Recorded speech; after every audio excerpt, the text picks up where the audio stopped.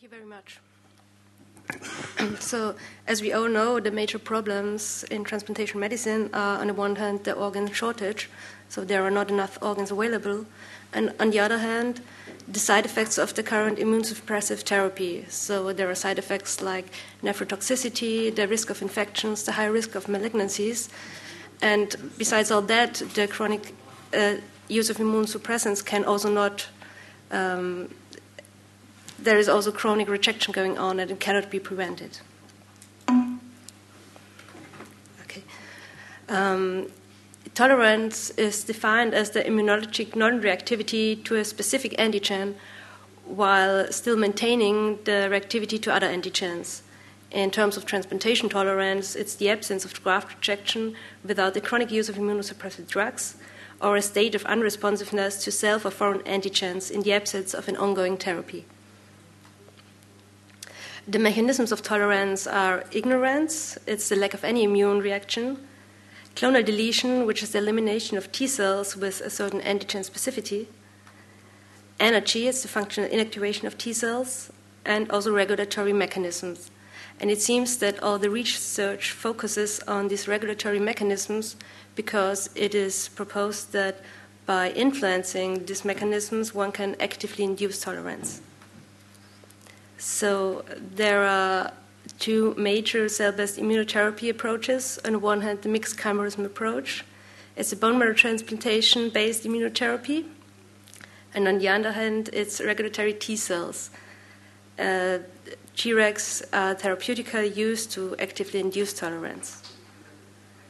Mixed chimerism is defined as the coexistence of donor and recipient hematopoietic stem cells after bone marrow transplantation with host conditioning.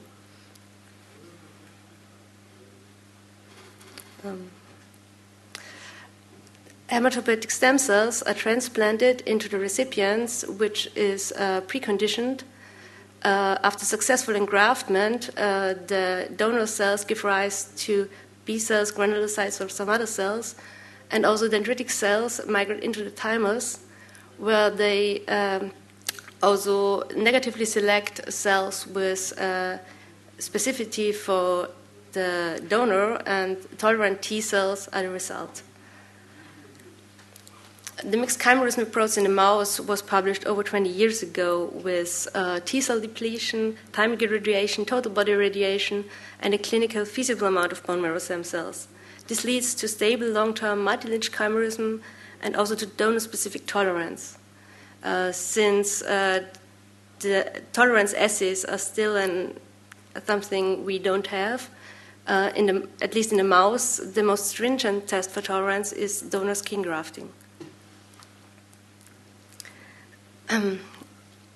With the first co-stimulation blockers, the need for T cell depletion was obsolete. So co-stimulation blockers,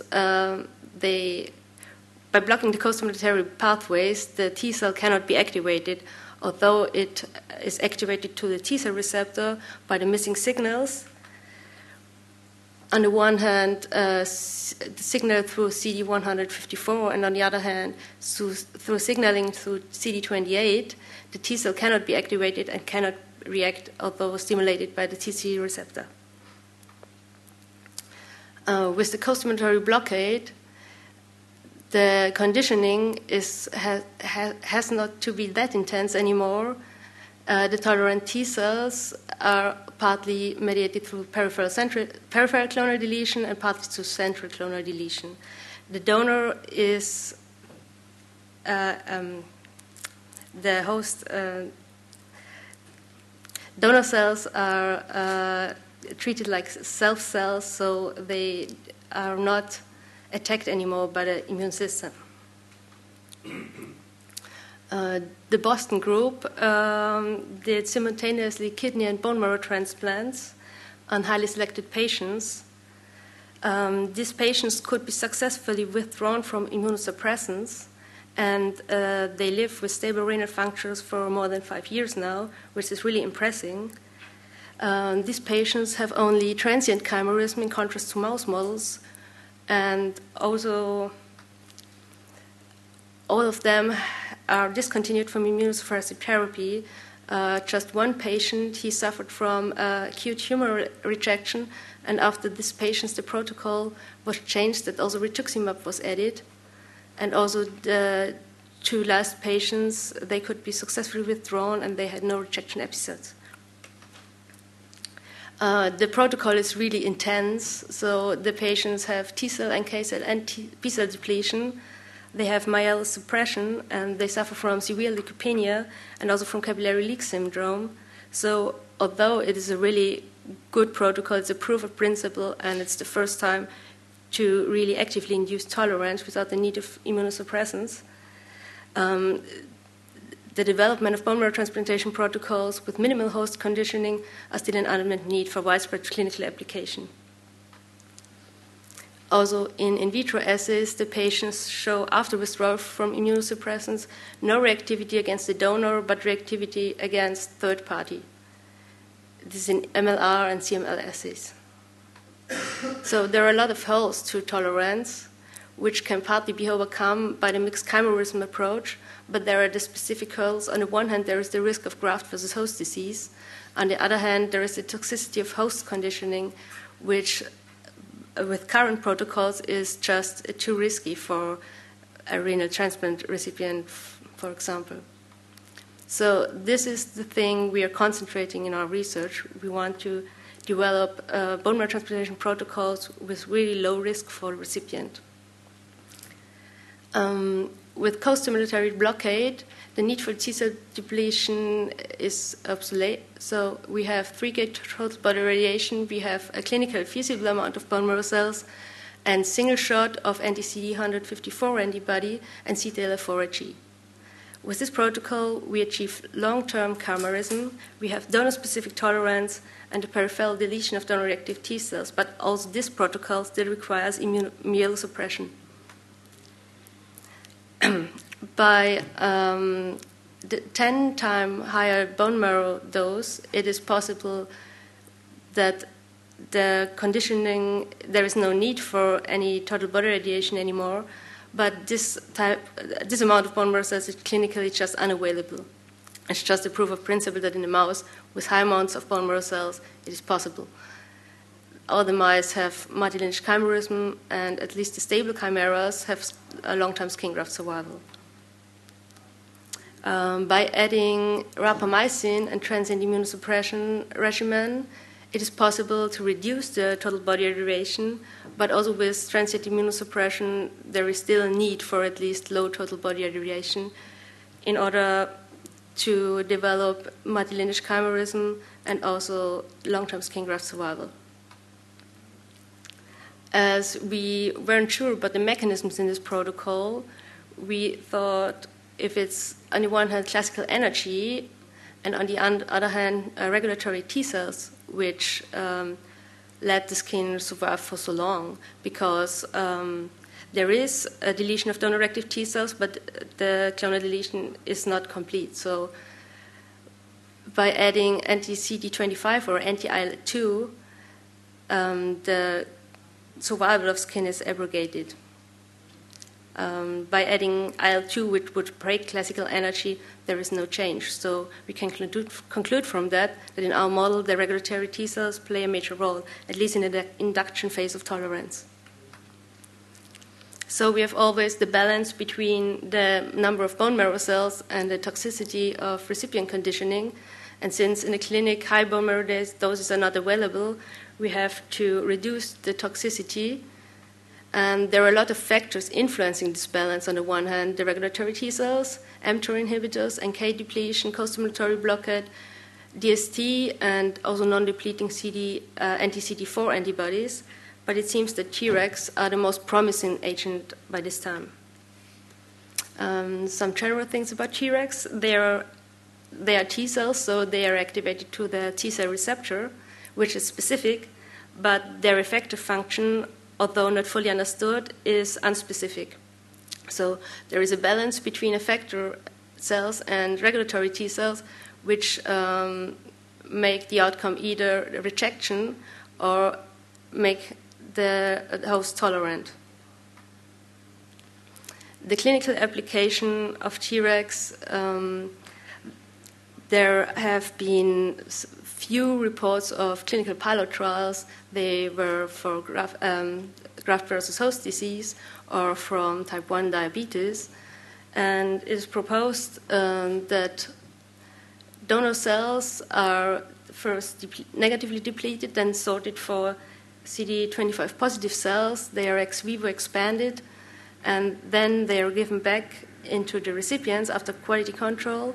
Or on the other hand, one can use umbilical cord blood, which is free of memory T cells, and the positive selection is rather easy. You don't have to deplete, but you have lower numbers of cells, and also these cells can be used.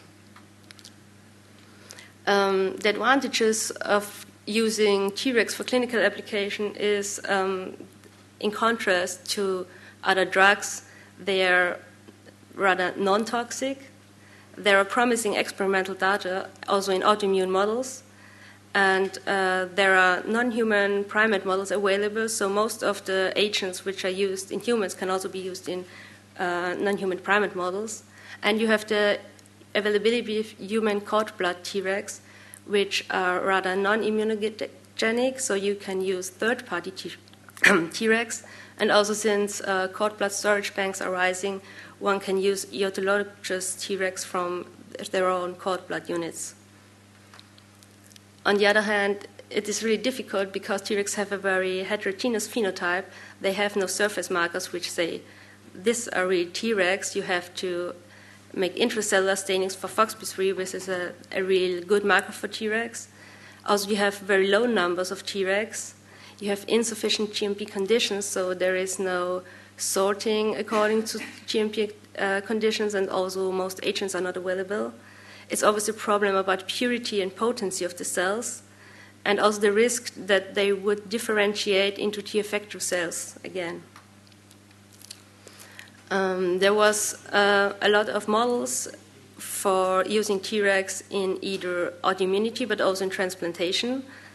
In 2005, it was published that Treg therapy can prevent the rejection of skin in the HY-specific T cell receptor transgenic model.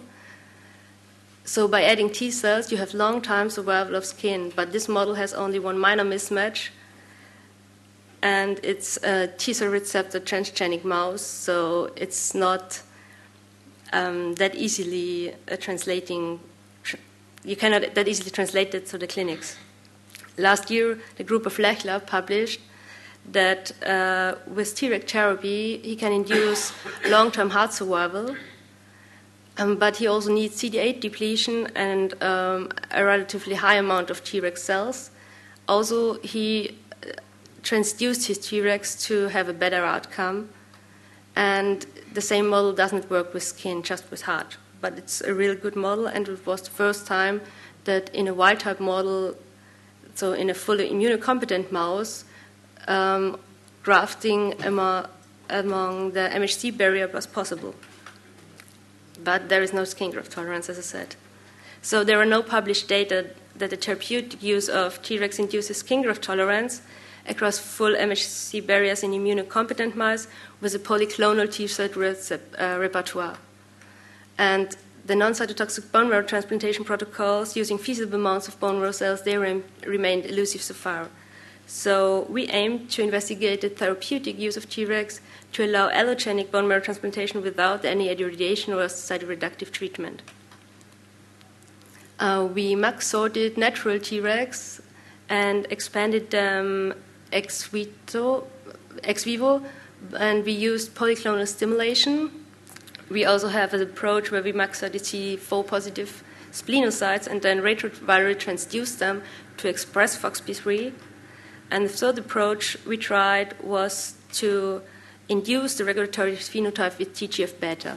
All these Treg populations were stimulated polyclonally, so we have no T-cell receptor transgenic mouse or something else. So it's really polyclonally activated Tregs we used. These cells we injected at the time of bone marrow transplantation in the recipient mouse, which received 20 million bone marrow cells, which were fully mismatched, including minor mismatches. They received co-stimulatory blockade and short-term rapamycin treatment. We phenotype typically characterize these cells, and they all have the surface marker expression for Tregs. They also express high levels of FOXP3. So they seem to be Treg by their phenotype, and also they show suppressor function in vitro suppressor assays. With this protocol, we can induce long-time chimerism. It was possible with all three Treg populations, so they were all three potent enough to induce chimerism. Chimerism was also of multi-lineage nature. We have chimerism in CD4, CD8, B cell, and myeloid lineage. And to mention again, there was no recipient preconditioning in any form like irradiation or other cytoreductive drugs. To test tolerance, we grafted donor and third-party skin, and while all the mice promptly rejected the third-party grafts, so the mice that were immunocompetent, they could reject the third-party grafts, the mice receiving Treg treatment show long-term survival of skin. In contrast, the control group, which also received co-stimulation blockers and rapamycin, they rejected skin. The skin remained macroscopically intact for more than 160 days. And although we saw infiltrates in these skin grafts in comparison to a mouse treated with mild irradiation, we don't see any signs of chronic rejection, which would be loss of skin adnexer or atrophy of epidermis. But what we saw was a significantly increased frequency of mast cells. And since mast cells have been published to be associated with Tregs, we also stained for FOXP3. And what we found was a lot of FOXP3 positive cells in these grafts. And we think that maybe the Tregs, so there is active mechanism going on in these grafts, so that the Tregs prevent the graft from being rejected. We also don't have that much deletion of donor-specific T cells in the periphery, in contrast to other models which use high amounts of bone marrow cells or high amounts of conditioning from the recipient. So next we wanted to know if the Tregs which we found in the graft, do they descend from the originally injected Tregs? And since we have a model where we used the FOXP3 transduced cells, these cells also express GFP as a reporter. So we did a GFP-specific PCR, but the FOXP3 positive Tregs, but we didn't find any FOXP3 positive Tregs in the graft, so there was no GFP expression.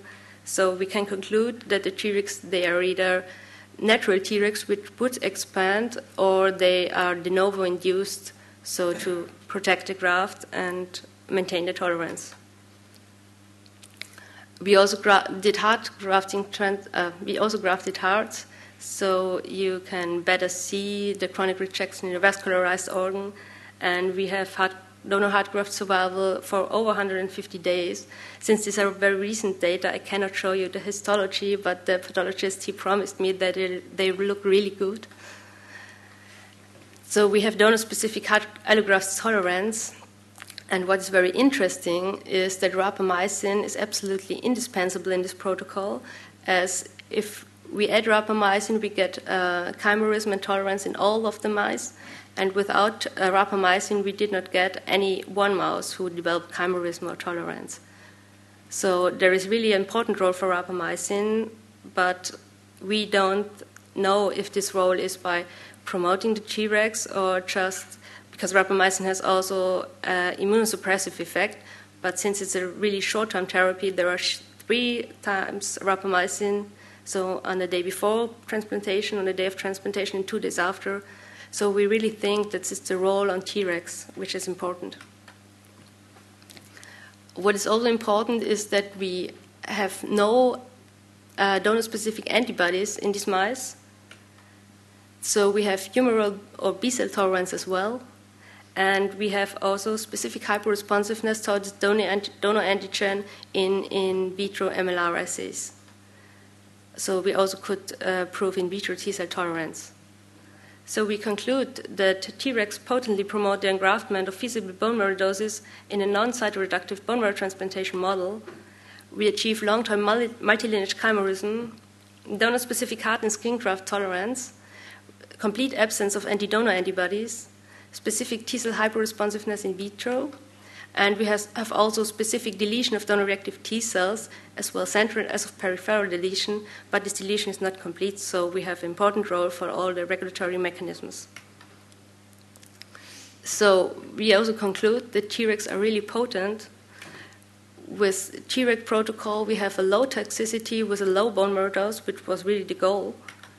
And just because many surgeons would say it's just another mouse model, but I would like to remind you that proof of principle for the mixed chimerism approach was done over 20 years ago in a mouse, going on to non-human primate studies, and now we see that it's also, this approach is functioning in humans, although we need a much better protocol to do this as a routine procedure.